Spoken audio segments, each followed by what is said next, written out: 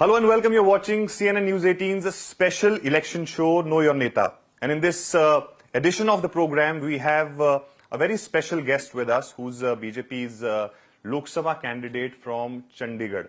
And he's somebody who's making his electoral debut for the very first time. He has the experience of working in the organization. He was the state chief of Chandigarh for a very long time. And he's somebody who's been in charge of various Lok Sabhas and, of course, the states as well. Right now, I think he's also the co-in charge of Himachal Pradesh. So we have Sanjay Tandon with us. Sanjay ji, welcome and congratulations for this debut. Thank you. My first question is that you have managed many elections, many Lok Sabha seats. You managed even Chandigarh. I think you were managing in the past. You were co-in charge of Himachal Pradesh also. This is your debut in the electoral politics. What's the difference that you are finding in contesting election or making to contest somebody else? I think it's a kind of a dual-edged weapon which you have to open up. When you are contesting elections, some part of it is your candidate, and background, some part of it is you are a manager too. So both the experiences, they count a lot. A person who has only contested and he never had a good manager at the back end, he may not survive. But a person who has been a good manager and he contests, he has experience of both in hand, he is in a better position to control it. So half of the time till 10 o'clock when the campaign part is on, I am the candidate, and after 10 o'clock I am the manager. Do you feel any pressure of your legacy? Because your father was the first Deputy Chief Minister of Punjab, 6 times MLA, and now when you are in the fray, does it stay in your mind that I have to actually maintain that legacy which your father left behind, and also, of course, the governor of Chhattisgarh? You see, all experiences, all relationship, they leave some impact on your mind. As a child, I have even pasted posters on the walls, working for my dad's election. I remember the first time I was 7 years of age in 71 when Papa was contesting, and that's the election I remember pasting of posters. So from that time onwards, then as a kid, I used to run various yatras, and when from 75 to 77, during the emergency time when Papa was in jail, I led a team of youngsters of my age whose papas were in jail.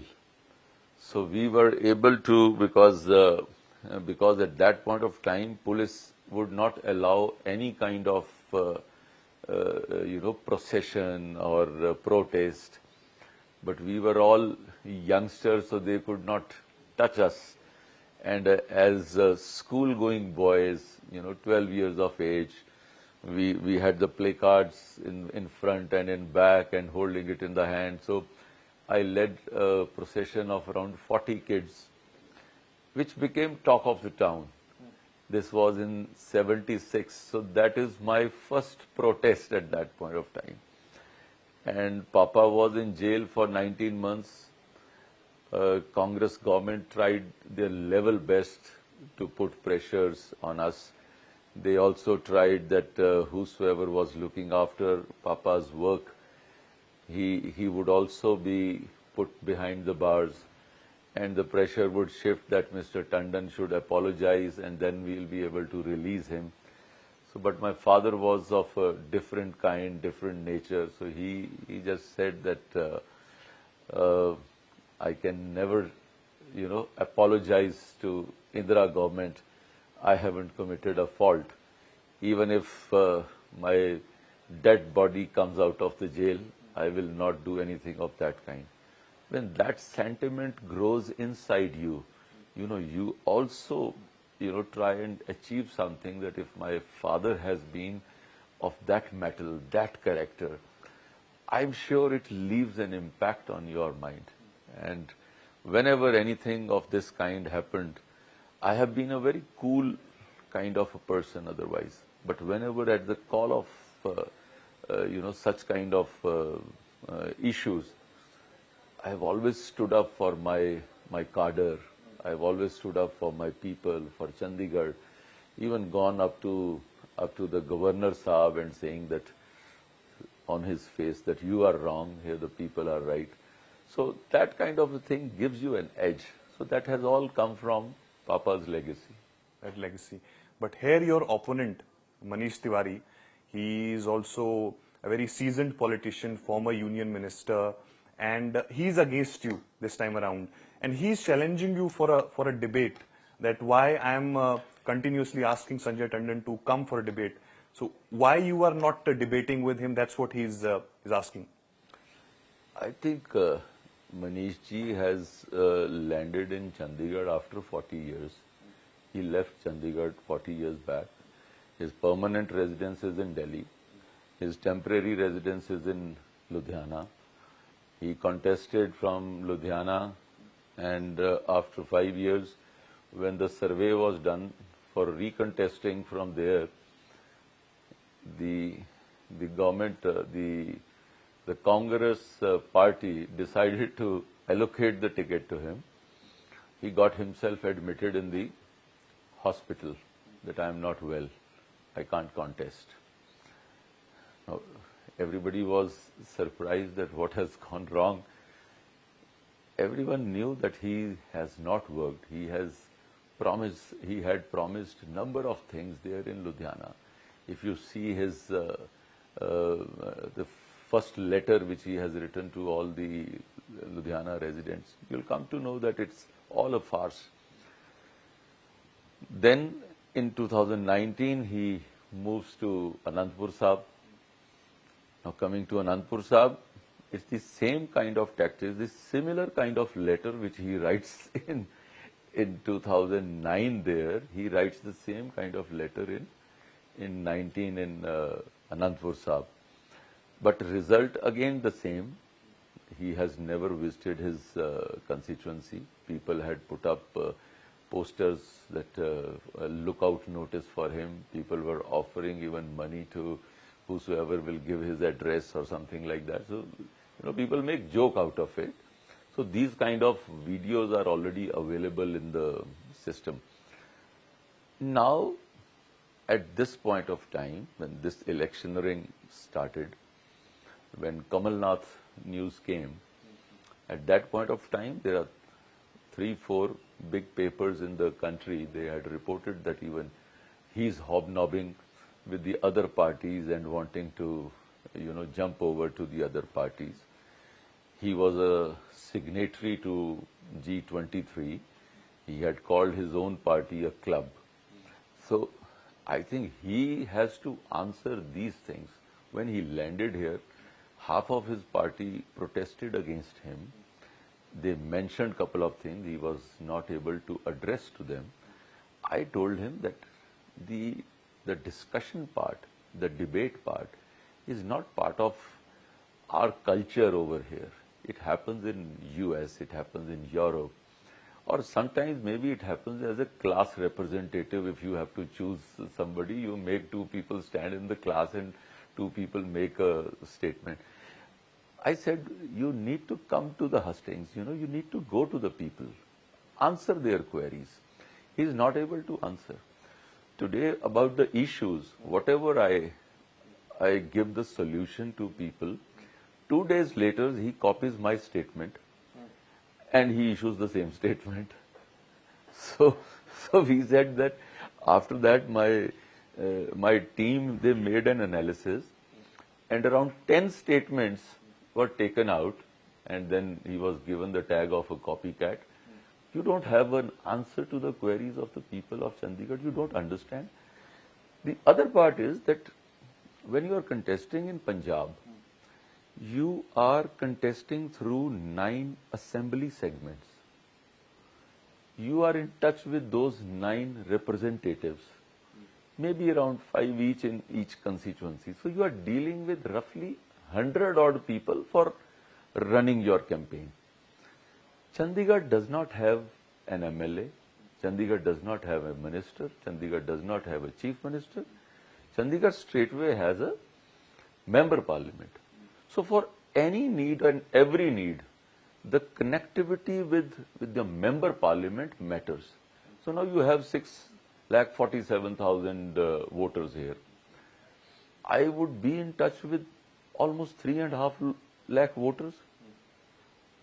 Right or wrong, they have either visited me or I have visited them, or through some program or the other, I am in touch with them. I sit in a program where I meet people. I am able to call them by their names, at least 10,000 people. I challenged him that you name your own party people, 100 people, you won't be able to name 100 people. So the point here is, he's got that tag of outsider. He tries to, become street smart. That, okay, let me, do this. I said, Manish, I have seen you in college. When you do these kind of tactics, you are able to understand these tactics are, and we are not children anymore. The tactics are, you are not having a footfall in your programs. Your own party is not sitting with you. The grand old party representative, he wears the patka of Aam Aadmi Party and he addresses. Aam Aadmi Party is the one which got started by abusing Congress Party. Now today he is sitting under them. He's seeking their support for his survival. I said, yaar, you need a footfall.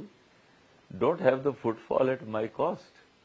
People would come and see me, and you want to have a talk on that, you go to people.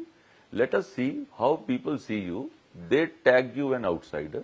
They tag me as a local guy, the boy next door. They feel that we can catch hold of him anytime. And in all this thing, your arrogance comes in between. But what is your vision for Chandigarh? Because you spoke about the voters, I think number more than 6 lakhs, and majority of them I'm seeing that are youths. So what is your vision, larger vision for Chandigarh, and how does youths include in that? You see, in good old days, Chandigarh was called Chittiyan Dadiyan and Hariyan Chadiyan. Chittiyan Dadiyan means white beard, retired people, and your Hariyan Chadiyan means like you just have greenery all around. Now, Chandigarh's, the basic structure has changed. Now you have younger community. The older community is of course lesser, not no more. It is lesser. So one needs to see the aspirational part of the city needs to be met with. You have some laws which are there from 66 when city was made. You have some laws which came in when Municipal Corporation Act 94 was made. Some of those laws have become obsolete now. Certain problems are coming in the way for people, so those need to be either recalled or replaced or amended. So my basic vision is Chandigarh has developed itself as a platform for tourism, as a medicity, as an educational hub, as a software and IT hub. Now I feel it should develop as a financial hub also, like you have Bombay, Bangalore, Pune, Hyderabad. People are going in those cities to look forward to make their careers. I feel now Chandigarh should become that regional hub so that people see their future in Chandigarh. So some amendments, some things are required to show the way forward. Today, Chandigarh is connected with almost all the major cities of the country. So, as a regional hub, and Indigo has decided to have their parking station here. So, almost 8 to 10 aircrafts are parked here. So, you have the last flight coming to Chandigarh and the first flight moving from Chandigarh. So, which is a huge advantage which Chandigarh has got today. The second part is now we have a new railway station coming. We have 3 Shatabdis, we have 2 Vande Bharats, and the railway station is possibly, which is coming up, it should be ready in 6 months' time, possibly one of the best in the country today. Same way, like Chandigarh today has around 250 kilometers of a cycle track, which is new thing for any other city. You don't have a separate cycle track. We have a bird park here, which is not there anywhere in northern India. You have a jungle walk here.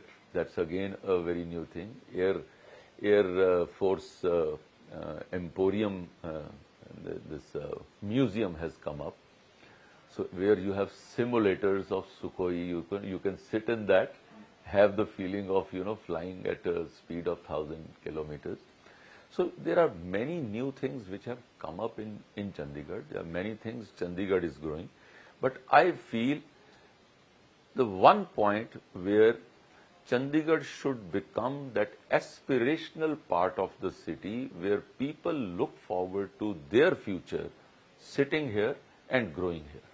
But of late, Chandigarh was in news for a different thing altogether. The episode of mayoral election. And do you feel that because opposition parties have raised that, look how they are killing democracy there.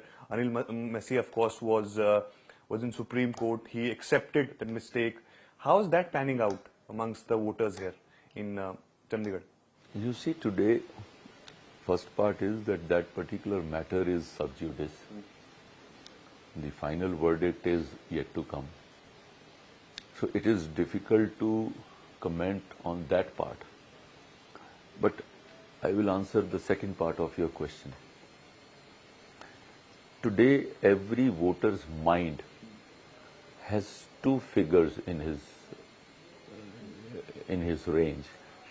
One is of Narendra Modi and the second is of Rahul Gandhi. Now, the election is happening between these 2 figures. Everyone in the country today has decided that the next Prime Minister is again going to be Narendra Modi. Now, when it's a Lok Sabha election, you try and bring the issues, what happened in your gully, what happened in your corporation and all that. Those are non-issues in the minds of the voter. The voter wants that whom does he feel that the country is safe in whose hands? I think it's almost a decided question. But you talked about Rahul Gandhi and Prime Minister.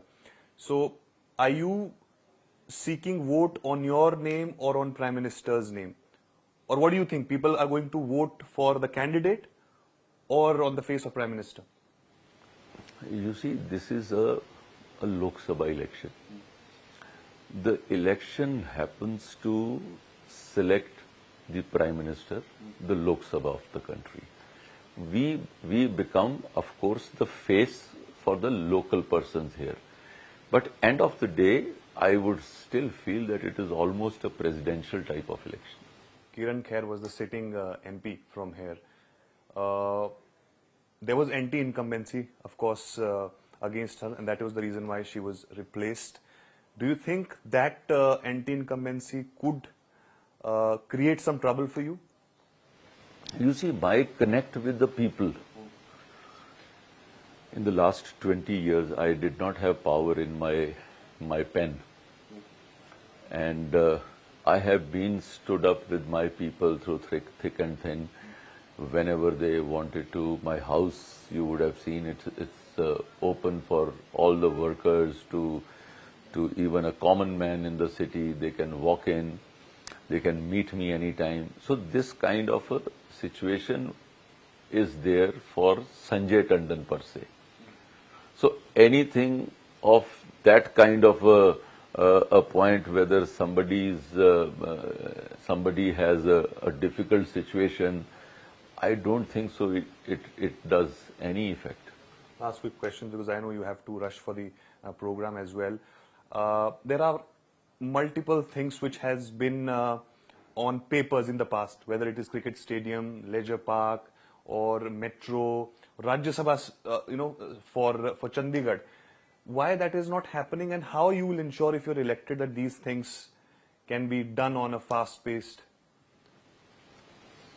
You see, you have mixed 5 questions in one question, giving me lesser time. Now it's my choice to answer any one of them.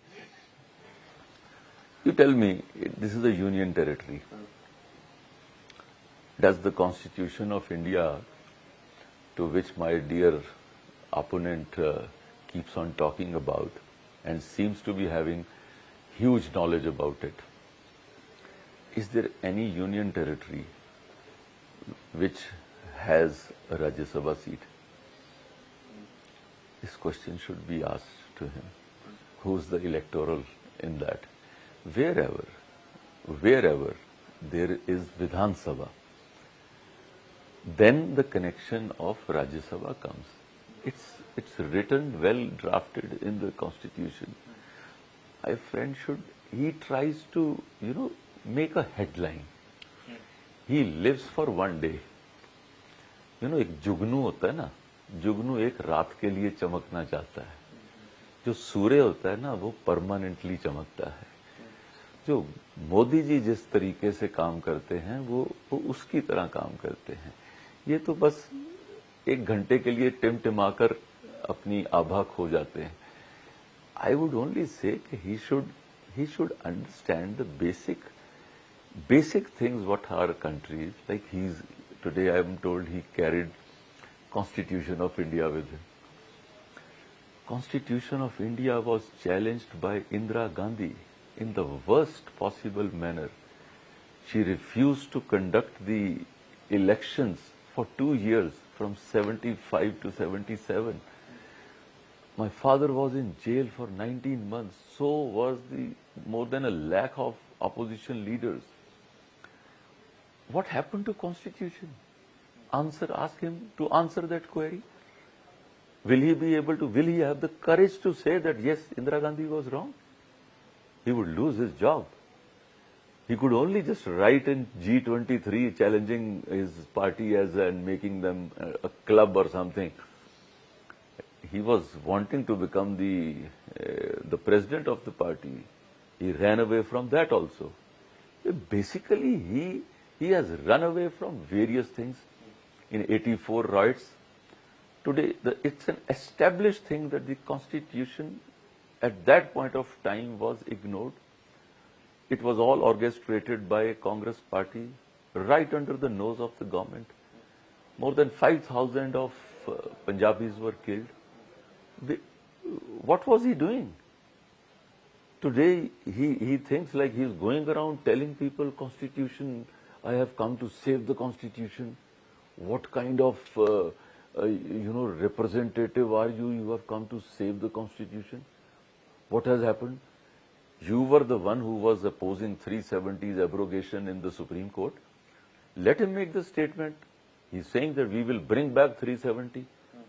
Ask the Kashmiris, what will happen? They opposed Ram Mandir for almost 30 years. They opposed Ram Mandir. Kapil Sibal was always there to represent them. Why? For God's sake, let the Indians understand what is your reasoning for opposing it. Just for the sake of that your minority votes are going to be affected. At least You know, everyone lives for some kind of a thought process in life. My thought process in life would be more important than anything. Sometimes you lose it on the political front, but you survive for another day because you have lived for some kind of a thought process. Last question, Sanjay. You asked about, you said in fact about minority appeasement. Which way do you think the election is going? It seems that it has gone on to the religion on caste basis. Agendas are left behind.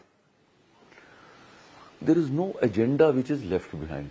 Agenda today, one thing you and everyone who's watching would agree, in the landscape of this elections discussion, corruption word is not there at all. You'll agree with me? No discussion on any table, on any channel. That's a huge credit which one should give it to Shri Narendra Modi ji when he mentioned na khaunga na khane dunga. In these 10 years that cleansing has happened. The second part is the agenda is Viksit Bharat, the developing nation. And we are moving towards that only. And we feel that the best is yet to come. And we are at the takeoff stage. At a takeoff stage, you don't change pilot.